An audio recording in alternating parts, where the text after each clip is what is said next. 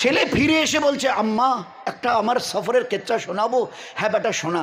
বলছে, দিল্লি থেকে আসাম গিয়ে ফিরে এলাম, আমার হাতে হাত দিয়ে 90 লক্ষ লোক ইমান কবুল করেছে একটা সফরে। 90 লাখ ইমান কবুল করেছে।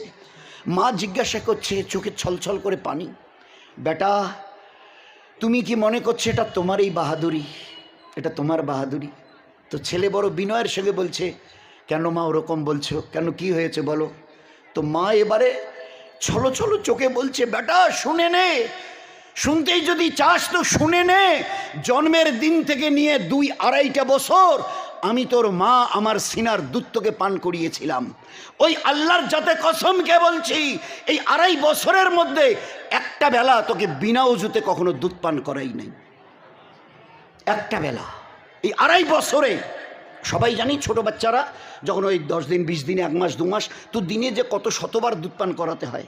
কিন্তু মা কি বলছে, বেটা জানিস এই 2.5 বছরে একটা বেলা আমি বিনা ওযুতে তোকে দুধ পান করাইনি। আচ্ছা বলেন তো, ওই মায়ের এই বেটা খাজা মঈনুদ্দিন চিশতি রহমতুল্লাহ আলাই হবে না তো আমাদের এই ঘরের বেটা হবে? মসজিদের দরওয়াজাটা কোন দিকে এখনো বলতে পারে না।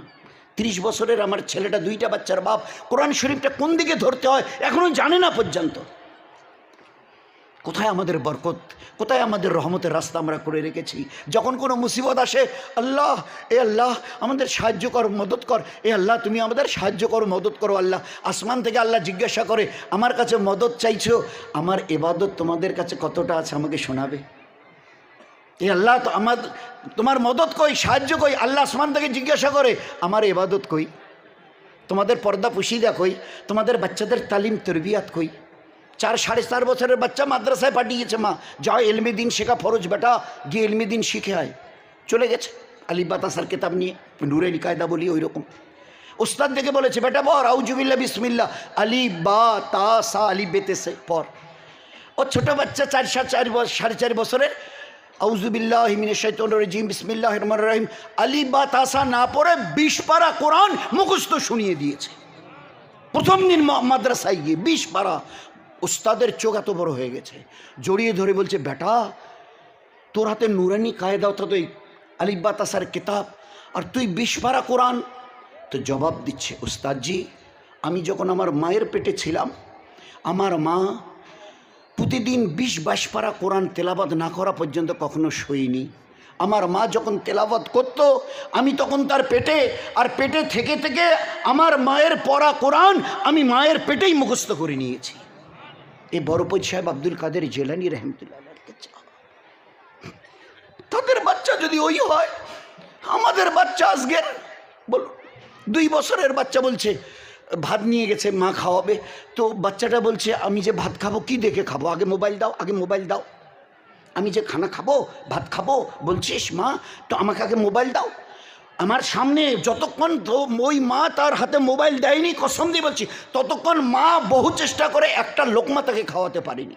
আমাদের বাতরি 2-3-4 বছরের ছেলে আর মেয়ে মোবাইল ছাড়া কিছু বোঝেনি, কারণ আমরা ওইভাবেই তার তরবিয়াত করেছি। সাহাবাদের ঘরের মা বোন তারাও তাদের বাচ্চাকে প্রতিপালন করে তরবিয়াত করে বড় করেছে। 8-9-10 বছরের বাচ্চা হজরতে রাফে রাদিয়াল্লাহু তাআলা আনহু, হজরতে সামুরা রাদিয়াল্লাহু তাআলা আনহু এবারে মসজিদে নববীতে নবীর মজমায় ছটফট করছে।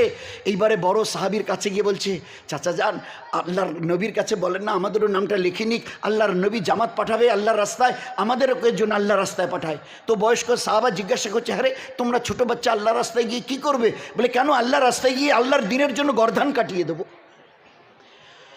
তো একটা জামানা ছিল মা এতটা তরবিয়াত করেছে, ছোট অবুজ 8-9 বছরের বাচ্চা হজরতে রাফে, হজরতে সামুরা রাদিয়াল্লাহু তাআলা আনহুমা, এরা আল্লাহর রাস্তায় জান দেবার জন্যে আমরা মা আজ আমাদের বাচ্চারা এতটা তরবিয়াত করেছি।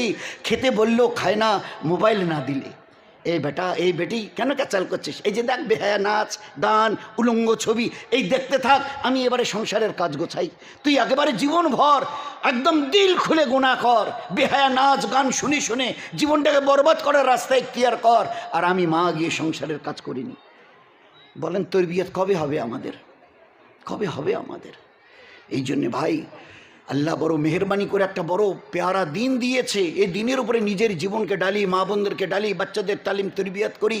আমাদের মায়েরা শুধু কয়েকটা আমাল, ইমান, আল্লাহকে চেনা, 5 ওয়াক্তের নামাজ আউ্বাল ওয়াক্তে পড়া, রোজানা কোরআনে কারিমের তেলাওয়াত যেন বাদ না যায়, সকাল বিকাল তসবিহ, জবানের পর্দা, শরীরের জবানের হেফাজত, শরীরের পর্দা, বাচ্চাদের